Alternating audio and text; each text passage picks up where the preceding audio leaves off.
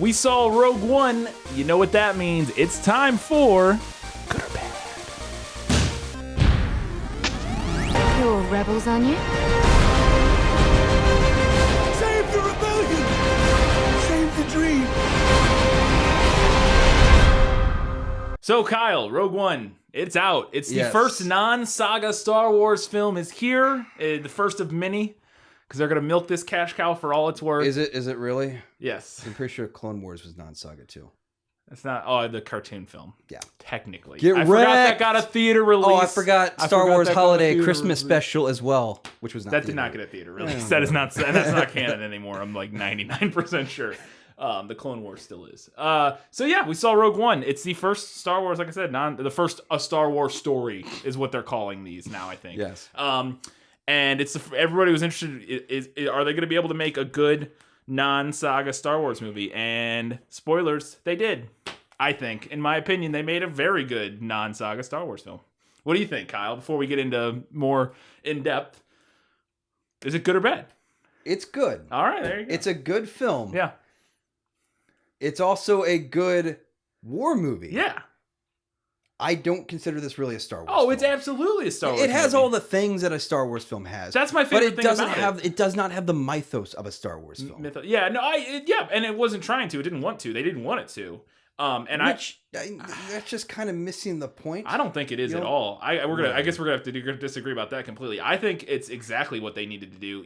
The saga stories are where the Star Wars stuff, the lightsabers and the archetypical characters. I don't give two shits about it. Okay, my problem with this film is that, and this is a problem with a lot of war movies that happen, is characters are about as fucking thin as you can thread them. No, I don't. Oh yeah. I don't think so at all. Some of them, sure. Some of the more expendable characters. I thought for what they were, there was plenty of depth to the two main characters. Yeah, that's the only two though. Everyone else is fucking razor thin. Sure, because they're supporting characters. They're barely in the. I mean, of course they are. I don't think that's. I mean, I don't see how that's a. We should just fist fight. No, even Lando Calrissian had depth to him. You don't think? Okay, so to be fair, you don't think like the pilot had some depth to him, trying to redeem himself for his past sins as part of the Empire?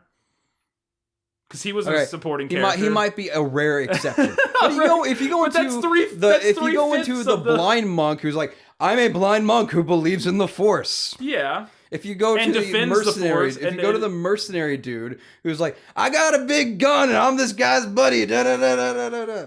That's your surface look at them. Sure, if you boil them down to they have guns and he's blind. Well, that's all they can. That's all they contribute. Okay, well, to an extent, but that's what these kind of.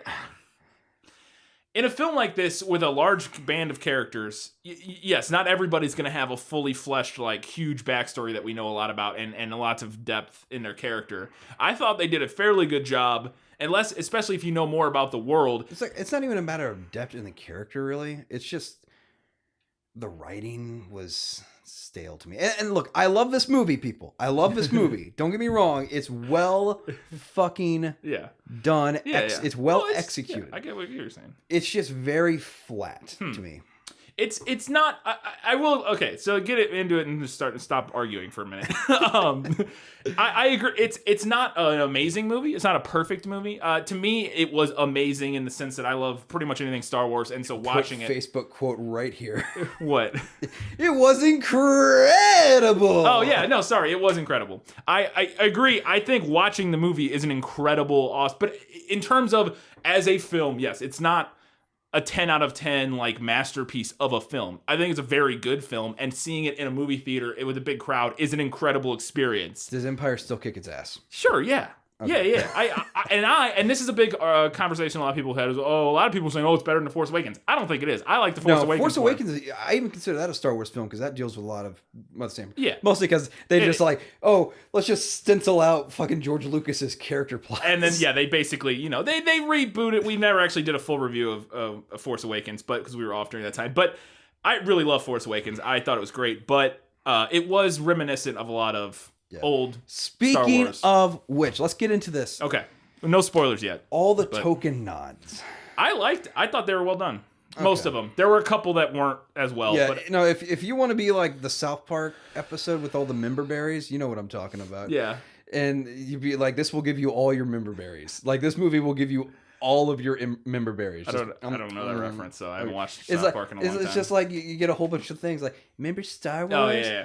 Remember Tatooine? But here's the thing, is that the way they do it in this movie, if you don't know it, if you've only like seen the original trilogy a few times, like normal people, and you don't know everything about it, you don't read the novels like like so a lot of us do, and you don't know a lot of stuff, a lot of that shit it would just right past your head. Like they would, yes, there's lots of nods to people who know, to us, but to a lot of people that fucking would just it would just be a thing in the movie that they wouldn't even, I guarantee you, we'll get into it in spoilers, but there's a couple things in particular that nobody would even notice. And my girlfriend, who's seen all the Star Wars movies, she didn't notice a lot of this stuff, but she's seen them all. But she didn't watch them 30 times when she was a kid or whatever. So I thought it was really good. The things I really liked about it, let's get into this, what we liked about the movie before we get to spoilers. The things I thought it did really well. One, it expanded, and this is where I got to disagree with you that it's not a Star Wars film. It expanded the world of Star Wars in a way none of the other films have. Because when you play the video games, when you read the books, when you watch the TV shows, you know how much more there is in the universe of Star Wars, apart from the Skywalker family and lightsabers and the Empire, like stormtroopers. And now obviously there's a shit ton of stormtroopers and whatnot in this movie. But you see more of the world in this movie in a way that you haven't in any of the saga films, other than when you first are introduced to this world.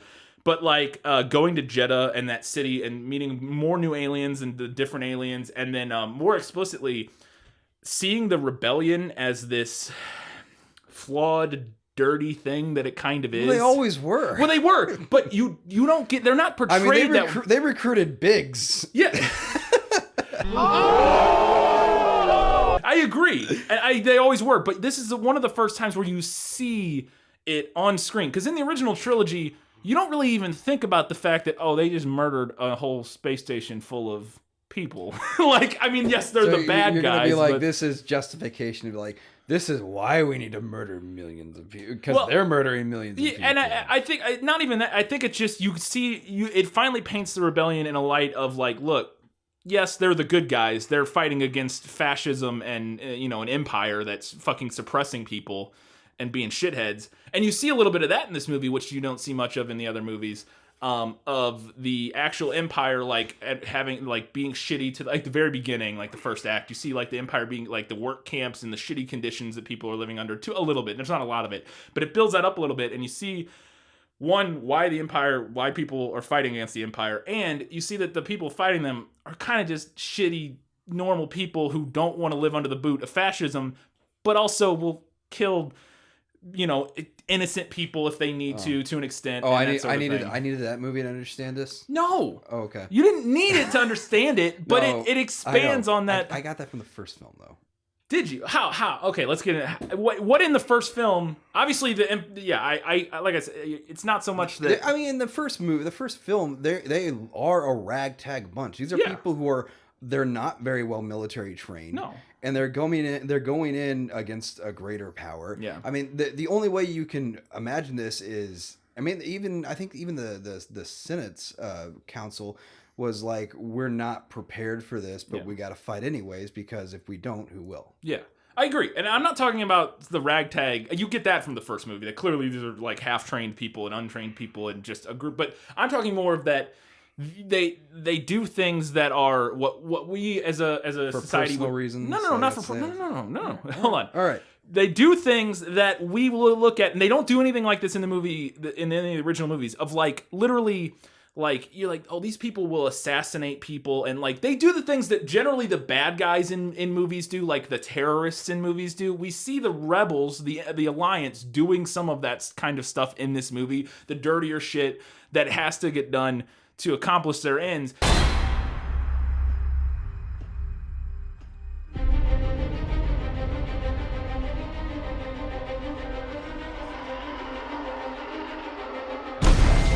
Negatives, if I had negative, like I said, I think it's gorgeous. It's really exciting. It's good. The climax, the final battle is awesome. All the, the whole third act is just like breakneck, crazy, balls to the wall, cool Star Wars shit, I thought. negatives. Like you said, some of the characters are a little one-dimensional. Some of them, yeah, and I don't disagree with that. And without getting into spoilers, the first act was a little... We kind of moved through it and chopped around a little bit. I didn't really bother me, but I could get why it would be a little... If anybody wants a good example of how to write well-rounded characters with a very limited amount of time, look at any Pixar movie. Yeah, that is true. They do a really good job of that. And they did to some extent with some of these characters. Like I said, I still think that the main characters we needed to care about and had depth and motivation to them. But yeah, there were definitely, it wasn't across the board great. And then the other problems I had are all spoilery, so we'll get right into spoilers. Time for spoilers. Spoilers. Let's get into it. My biggest problem with the whole movie was one scene. What? Oh, okay, go. Oh, my biggest problem. I gotta talk about this. I thought this was so cheesy and bad. It's the scene where Darth Vader shows up the first time. Yeah. I loved the scene where the door opens and a shadow on the wall. All that was cool. Where he's talking to Krennic. But at the end, not the scene where he's taking his daily bath. I thought that was fine. It was cool looking, and it would make sense. By the way, okay, for a second. Go ahead. Why in episode 7 when is it Finn? Why is it when he's like, I got a fucking hole in my back? They don't put him in a back. They don't put him in a back to tank. That's a good question that I did not think about. Maybe they're prepping no, just leave him unconscious on a fucking table. Maybe they're prepping him for a back to tank, or they didn't have one or something. I don't know. Yeah, I didn't think about that though. That is funny. As well, because otherwise Daisy Ridley couldn't kiss his forehead. So just like hand up against the glass. Yeah, you're right. No. It is funny that he's not in the back to tank. They just don't give a shit about Finn apparently. No, but my biggest problem was with the scene with Krennic and Darth Vader. I thought it was so cheesy, and maybe it could just be me, but when he starts choking Krennic as he's walking away was cool, but then he turns around and he goes, "Don't choke on your aspirations." And I was like, that was bad. And the way he like holds his hand when he says it was so cheesy. I was like, oh no. But other than that, So real quick, if you had something, go ahead. Movies, stop putting fucking location labels on everything. No. Hey, Brian, where we got to go for this mission? Edu? Hey, Empire, where are you going to confirm on this mission? Edu? Hey, look, it's Edu, even though we had 2 fucking scenes that said we're going there. Yeah, that is fair. You don't really need it, but whatever. I mean, you're right. You don't need it. It's unnecessary. But and there's ways to do it through clever dialogue or through screen like imagery to convey where you're at. What I was talking about the nods that the little winks and nods to the audience here and there. The Mos Eisley guys. Yes, that was great. I thought that was great. Apparently they got out of there because that whole city blew up like 5 minutes later. I was like, wait, how did they get out of there? I forgot that it blew up and they were on it. Yeah, they were literally they must have got on a shuttle and immediately left like 2 seconds later. He doesn't like you. I'm sorry. I don't like you either. No, so that was great. But the ones that I thought were really cool and that most people wouldn't even notice, having the actual cockpit shots from A New Hope of some of the pilots was really cool. I thought that was really like, cool. Holy shit, that's really Red Leader. Yeah, that's him. And I was like, that's awesome. Like, that's really cool. They just used that footage. He's not dead yet. No, yeah, because he's still alive. It was like all the people. Speaking of leaders, Blue Leader with that mustache was fucking amazing. Fucking awesome. And I'm like, oh, he's going to die, though, because he's not in A New Hope. The whole Blue Squad got a New Hope. Yeah, that is true. I was really hoping that we would see Porkins. Yes. Porkins. I really thought we would. I was thinking he would show up. I also loved that a little nod that I'm sure most people didn't. That they make an explicit point of showing us and mentioning that Red 5 dies. Like he's like, I'm Red 5. Red 5 here. Oh no! And I was like, oh, that's just so Luke can have his call sign in the next movie. Fantastic.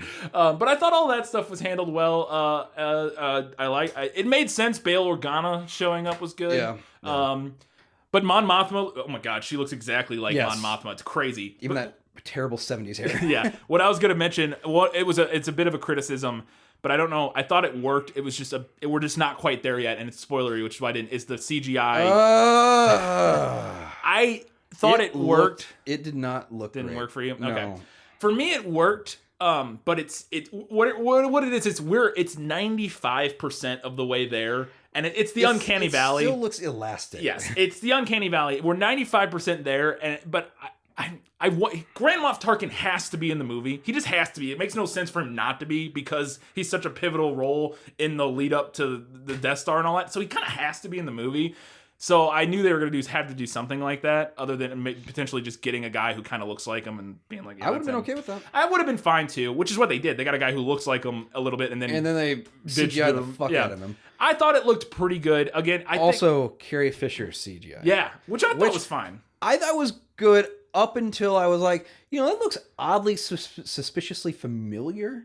Are you familiar with a 2013 Dove chocolate ad? No. With Audrey Hepburn? No. It has that weird, like, kind of grainy, almost film, like that really faded film look to it. And Carrie Fisher had that with her, and I was like, that looks really weird. Weird, because that was an actress. It's like some actress from Northern Europe who's been very small roles that played her, and then they digitally upped her face a little bit. I thought hers looked better because she's only on screen for 3 seconds or whatever. So not in a whole, like 3 whole freaking scenes. Big long scenes. What I was going to say about that, well, you're right. It's a little, it's not there yet, but they have to do it to get it there, I think. So. Also, I can see this in the future being like, hey, actor, you want to be an actor and get your name out there and be famous for being you? That's not going to happen anymore. In this movie, we want Leonardo DiCaprio, but he's been dead for 30 years. We're going to put his we're going to put his face on you. Yeah. I'm worried that'll happen. I hope it doesn't, but I think for roles like this, it makes sense. It's what you use it for. Did I say put your face on you or put his face on you? Whatever. You said put your. It doesn't matter. Other spoiler thing. There was a lot of shots in the trailer that weren't in the movie, which was weird. I thought was just interesting, and my house is collapsing. Like there's the shot where she's on top of the spire, and there's in the trailer like a TIE fighter comes up to her. Not in the movie at all. There was a bunch of stuff like that. I guess the reshoots. Yeah, and they're doing the Batman versus Superman thing of like, or the Suicide Squad thing of like, hey, let's put stuff that's really not relevant in there. Well, but with this, it's like they didn't need to. Yeah. I guess I could think it was mainly reshoots. Look, the trailer's a whole different movie. I guess it was mainly reshoots because it's like there was plenty of cool, interesting stuff in the movie that they needed to. Talk about Diego Luna, our boy Sancho. That's why you need my help. Make 10 men feel like 100. I thought he was great. He did a really good job. Yeah. He's a good actor. He's been really good in everything I've ever seen him in, even Vampires Los Muertos to an extent. He was great. I liked when he killed the guy in the beginning. Shot that guy. It's all right. Bam! I was like, oh shit. Damn. I thought he was really good. I thought what's her name, Jen Erso did a great job. Felicity Jones. She's a great actress too, but she did a really good job, which I was shaky on from some of the early trailers. I wasn't sure she'd be great, but she did fantastic. Yeah, she did good.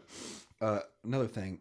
So they gave her the what was the Kyber crystal on the necklace. So they gave her that. I assume it. And the entire time I'm like, there's a point to this. There's a point to this. No and then they're like, they literally said this is what makes lightsabers. They literally said this is what makes Death Star. They're gonna have to shoot like a blaster through this and blow up like a whole door. No. Come on. I could write a better thing with this. I don't know. That might have been cheesy, but yeah, if it would have made sense though. Yeah, because they did keep referencing. It was just her token of her father, and it was just kind of referenced. Yeah. Well, there's no payoff for it. Yeah, that is true. That's fair. There was not really any payoff. But it was George Lucas. I'm totally willing to write more Star Wars films. He endorsed this movie. He really liked it. He said. I mean, he's endorsed all of them, but he said he really liked this one. He kind of shit talked Force Awakens afterwards. Peter Cushing. I remember shooting that guy. Yeah, I remember filming that guy. I like this film. Yeah, but he thought he really liked it. I liked the grim dark tone of it. Grim dark. That's not grim dark, but it was like you said. It's a war movie. It's a war movie, and it was gritty, and it was what I wanted it to be. It was not like a Star Wars movie. I wanted it to be campier. I thought it had a fair amount, not campy. Yeah, well, I didn't want it to be campy because what it was. There can be campy Star Wars movies, and I think we're gonna get them. I mean, but I wanted this one to be a war movie. It's about a whole bunch of people who die. Like that's what it's about people on a suicide mission, basically. You think we're gonna get the uncompleted Death Star plans too, where many Bothans died to get us these plans. Get Rogue 2, and it's I know they're not making a sequel, which wouldn't make any sense. The sequel already exists. It's episode 4. There is a 97.6% chance of failure. He means well. This is a spoiler, and I thought it was awesome. the scene where they use the Hammerhead spaceship to Yeah, run that a was Death Star awesome. into another That was like Star very Destroyer. reminiscent of the Executor. Yes, it was awesome. And then they use it to run that Star Destroyer into another Star Destroyer. I was like, oh, that's That was fucking pretty cool. awesome. It was super cool. And Oh, and you. Okay, I'm gonna get in one more little bitty complaint, and that's yeah, it. no, that's fine. Is whenever you write your characters to do a thing, and then once their thing's done, immediately kill them off, which happened to everybody. Who? It happened to the pilot. He was Oh, like, I yeah. established communication. Yeah, and then I'm Bray, dead. yeah. It happened to not Lou Diamond Phillips, Donnie Yen. Yeah. Just Donnie that. Yen, yeah. Where he goes, oh, I flipped the switch. I'm dead. I'm dead. Yep. And even after the two main characters are like, we sent the file, we're dead. We're dead. Yeah. Yeah, I knew everybody was going to die, and everybody did die. But yeah, there were a lot of those right after they complete their mission. It's like, yeah, which is like, that's convenient. But yeah, I get what you're saying. I was so amped, though, after Donnie Yen died, and then his buddy, Baze Malbus, I think is his name, with the fucking blaster. I'm like, oh no, he's going down like Boromir. All these stormtroopers are about to die. All of them. He's going to kill all of them. More like 6. He killed like 6, but it was still cool. The power that we are dealing with here is immeasurable. Oh, the scene with Darth Vader in the hallway. Oh, yeah. Oh yeah. That is the Darth Vader scene I have wanted for so long, because you never see him be fucking just off the balls of the wall. Whenever that Hammerhead Corvette, that's what it's called, right? Yeah, Hammerhead Corvette. Whenever that thing launches, whenever it ejects, I'm like, you guys are in the fucking vacuum of space right now. Yeah. You're in the vacuum of space. Why aren't you like dying? Wait, who's The stormtroopers and Vader, when they're just looking over the planet as they there's a Hammerhead force Corvettes. field. Yeah, sure. Give It's it a that force give it field. that bullshit excuse. It's a force field. And actually, I think Darth Vader can. Oh yeah, fine maybe in he space. can. No He's problem. fine in space. Those stormtroopers are no. fucked. No. Yeah, they don't have respirators or anything like that. But yeah, that hallway scene. Oh my god. And I knew it was gonna back, like, this movie was gonna go right up against episode 4, but I thought the way they married it in episode 4 was pretty much perfect. Like, literally, this battle happens 5 minutes before the beginning of episode 4. Like, we see Leia's cruiser fucking drop out of the ship and take off and go, and then we're right into it. I'm so glad. I want to mention this because I was so worried. The final scene with Carrie Fisher, where they hand her the plans, and they're like, and somebody's like, "What is this?" And she says, "Hope." And there's a pause, and I'm like, no. I was okay with that. I was okay with that, but I was so terrified she was gonna go hope, pause, A New Hope, and then the movie was gonna end. I was gonna be like, oh no, why would you do that? They didn't do that, luckily, but I was so terrified. I was kind of wanting to see R2D2 and C3PO on the ship as well. Oh yeah, they didn't show. They did make an appearance, but They did, but that was on Yavin 4. yeah, which I think makes Anthony Daniels the only person who's been in every single It Star was Wars movie Wedge currently. Wedge who? Antilles? No, Anthony Daniels is C-3PO. My brain didn't work right. Yeah, there. it processed was plays But C-3PO. my brain was like, they do have Wedge in there, but it's a Yeah. different actor playing Yeah, him. it is I a different think. actor. I think. Yeah, He shows up but for a he's second. just in the background. Yeah. Well, they say Captain Antilles. Sergeant. Or is Sergeant. I is thought it they said Captain Yeah, Antilles. it's I Captain. don't know. They mentioned, I heard him Star name Wars. Star Wars. So, anyways, let's get back out of spoilers now. We've discussed all the cool stuff, I think, for the most part, other than K2SO being pimp. He was awesome, the robot. You Fucking mean murdered everybody. Sonny? Sonny? Alan Tudyk, because he Oh, played yeah. Yeah, Alan Tudyk from iRobot. Yeah, it's weird how he's like, who can we have to play this AI? Alan Tudyk. He's crushing the voiceover. Oh yeah, work, no, man. he's a in everything. great character actor. He is. He's a good actor and a good voice actor. He did the chicken in Moana. I saw Moana recently. We didn't do a review of that. It's really good. Go see Moana. But he voices a chicken in it. He doesn't even have any lines. He just squawks now and then. I'm like, why would you get Alan Tudyk for that? Just get anybody that can squawk like a chicken. But okay, sure. So yeah, Rogue One I thought it was great. Really good movie. It's good. Definitely go see it. But if I was gonna give it a numerical value, I'd give it an 8. I'd give Force Awakens like an 8.5. In my opinion, as a Star Wars movie. But really good. I loved it. It's dope. It's got Darth Vader. So yeah, go see Rogue One. It's really good. Really liked it. Oh, and never mind. The end.